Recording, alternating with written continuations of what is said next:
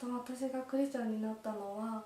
まず大学に入ってからすぐに大学の中で新刊があって、そこでゴスペルクワイアのフリーの宣伝を私の大学の先輩がしていて、そこでただ単にゴスペルが歌いたいってだけでここにスチューデントインパクトに関わって神様を知って、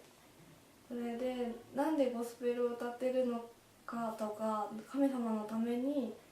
歌うのか自分のために歌うのかすごい葛藤があったんですけど、神様だんだん悩んでいくうちに神様は自分に真理を教えてくれるし正しさを教えてくれるし、自分に必要性を感じて神様に対して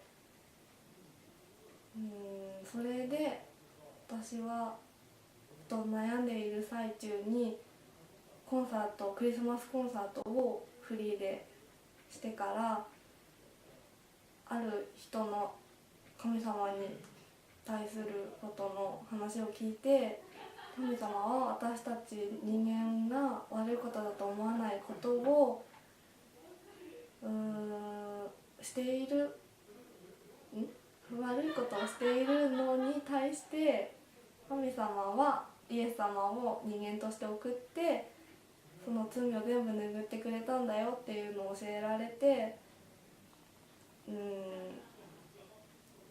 神様イエス様を信じようと決断しました。